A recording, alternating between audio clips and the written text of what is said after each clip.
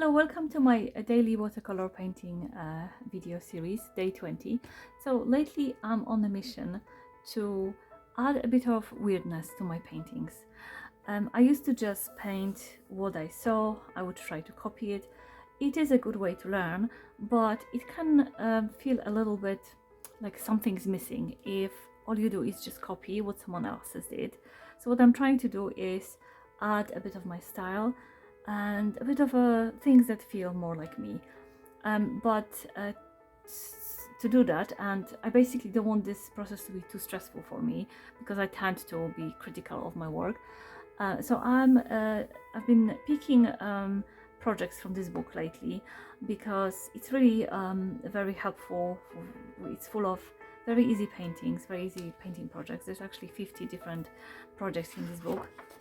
So what I've been doing is I'm just picking a project from this book and then doing something differently, doing something a little bit strange.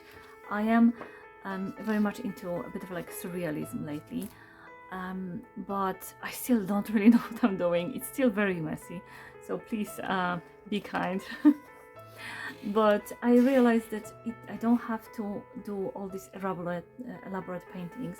I can just change things a little bit and they can still feel more like fun. Like for example with this one, it wasn't very successful, but I just wanted to paint this avocado in a little bit of a different way, so I just painted like a rose instead of instead of the pit. And I've done quite a few projects from this book. Let me show you what else I've done. I've changed the colors. For example, this is one way to make things weird easily, is just to use weird colors, for example. Or another thing I like to do is just adding weird elements to it, like like something live in a scene with like a still life or something. Like basically elements that are just unexpected. Right, what else have I done?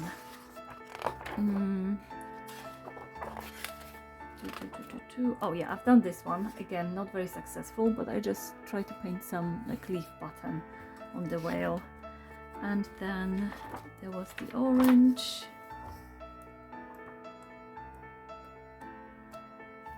There was the orange that I painted purple. I just wish I painted the leaves red. It would be better. And another one, this one was really weird. I really went for it, but it's not pretty, so please don't judge me. I just did something like that. That's supposed to be clocks, by the way. But yeah, anyway. So, so what I'm going to do in this video is, again, I'm going to pick something and I'm going to make it weird. Because I'm trying to kind of make my paintings make others feel something, or ask just I don't know, make you ask questions, or just awaken your curiosity, or make you see things differently, but it's a big ask, for especially because I've not been painting this way. I've been quite timid about it, so I'm still baby steps, right? I'm still really at the very beginning stages. Anyway, I'm just going to leaf through this book and I'm going to walk you through it and tell you what it is, what's happening in my head, like what I'm thinking. So obviously I could just reverse the colors. Perhaps that's what I should do because it is quite late and my brain is kind of not really responding. There's nobody there. So I could potentially just use different colors. What does it make me? It makes me think, because it's such a triangle, I could turn it into like a pyramid maybe. I don't know, what else? Looks a little bit like a boat. I could turn it into a boat. Wouldn't that be cute? That could be the sail. How? Oh, I could just paint it on water, right? You know what? I actually like this idea. I have no idea how it's going to turn out. I don't know if I even ever painted a boat. I really have quite a narrow set of skills because I'm afraid to venture outside of my known realm because I really don't like painting ugly things, but there is a lot of freedom in it, so I'm just going to do it. I'm just going to try to paint weird things. I will actually follow the steps, I think, because I kind of want it to resemble watermelon. How do I, if I just cut it off here, maybe I just do a watermelon literally. I paint this, but I cut it off here. I add mast? No, that's a mast. What is it? You know, the the wooden stick. What is it called? You know what I mean, yeah? Yeah, this wooden stick. And then I could just add some yeah, water. Very simple water. I even know what I can do for water. I just need to find a candle. Oh no, I can use a wax pastel, not wax, pastel, oil pastel. Seriously, my brain is not responding. Anyway, I will stop rambling and I'll start painting. Okay, so first things first, I kind of want to do it a bit wet in wet, but I'm not using a very good paper, so I don't know how forgiving it will be. So I'm just laying down some water because I want this to have a not just be like one value of the color. I want it to have a bit of variety, like it has this one. What is my dog doing? What are you doing? Oi! Sorry, my dog is eating something he shouldn't. 1 second. Okay. It's still a little wet. It still should work. Right. I'm sorry. I'm very scattered today. It is quite late. It was 28 degrees today in the UK. It really is turning to Spain, UK. I think it's becoming a tropical country almost. So yeah, it's been pretty hot, and my studio is it has lots of windows, so it gets very hot during the day. So that's why I'm painting quite late. Right, so I'm just going to add a little bit. Don't want to overdo it. I'll just darken. I'll darken on the bottom. And a little bit here. And I'll let the rest spread. It might be a little bit too pale here, but it's fine. I'll just... And I am a bit bothered that the edge is a little bit uneven, but it's too dry here, so I'll just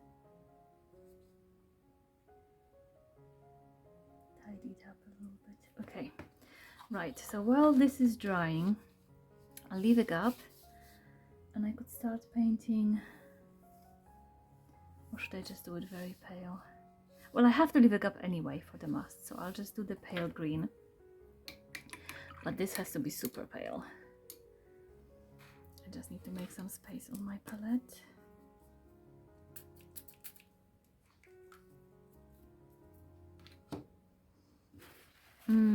Actually, should I use this green? I was going to use Viridian, but I think this one is actually pretty good. Just use a very pale version. Let's just make some. Okay. I am quite a messy painter. Very, very pale. And I might even try to do a bit of a boat shape.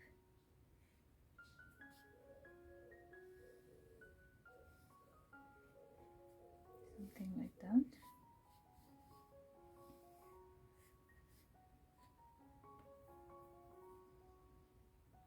And then I'm going to switch to a smaller brush and I'll just touch this edge. Well, I need to try to, yeah, maybe touch the whole edge with darker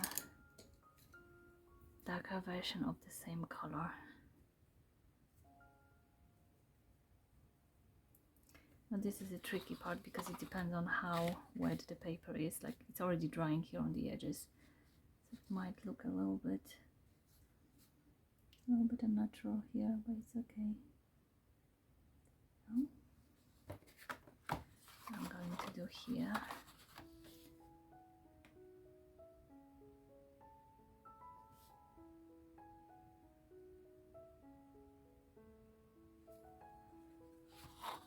Okay, I actually quite like this. Should I switch to a different green, more vibrant green? Something like this one.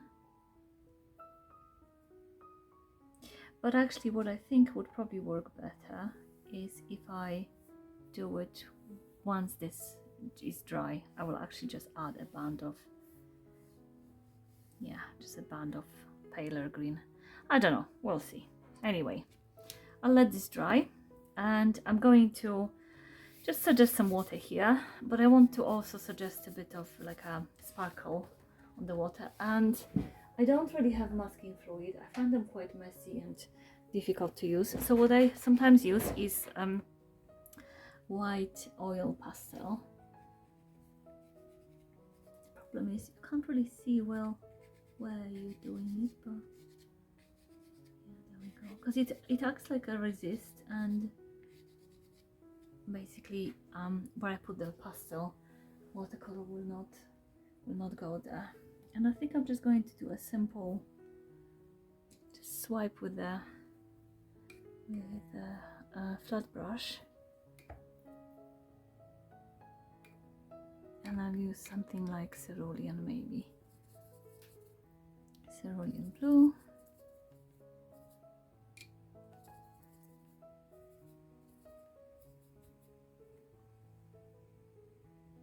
It should be dry already. Okay, let's go for it. I definitely want it to be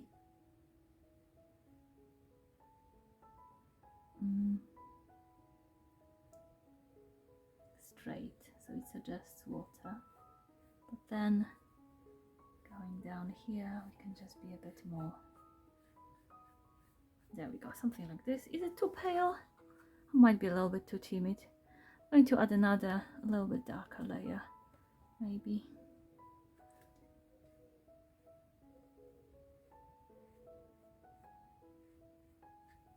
Oh. Well, it didn't really work well, did it? Oh well, anyway.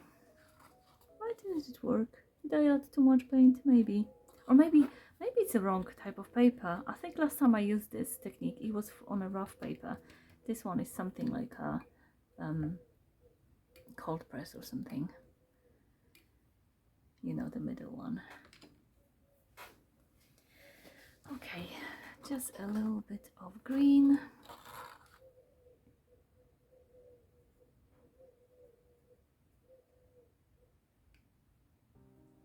Just to suggest this neat kind of edge.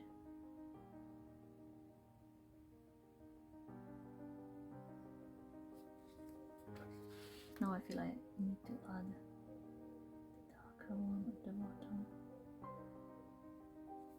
What do you think?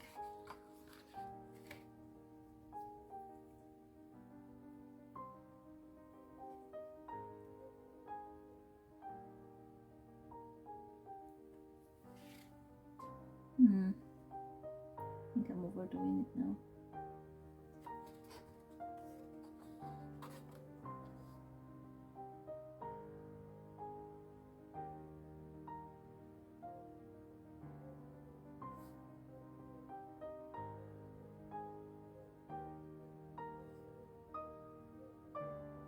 Okay, I think that will do. I don't want to mess it up. And then brown. Which brown should we use? My dog fur is in my palette again. Oh, this one's too pale. Maybe something darker.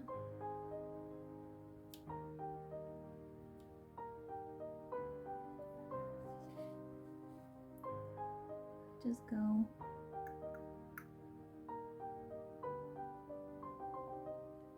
And just fill it up on this side.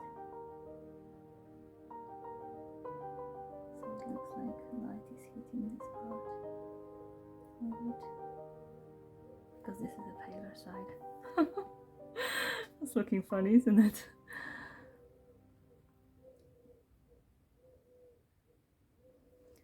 Okay, and now a teeny tiny seeds. What I really want to do is leave a little bit of white space. Well, not really white because it's going to be pink, but if I manage to leave some space, it will look a bit more 3D. Something like this. There we go. It's not too bad.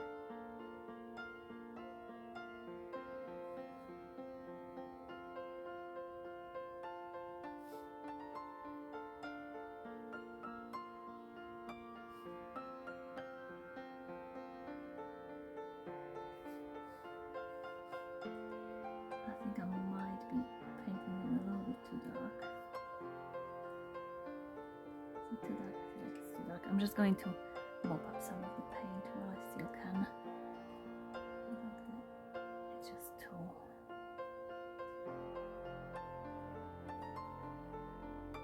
Okay.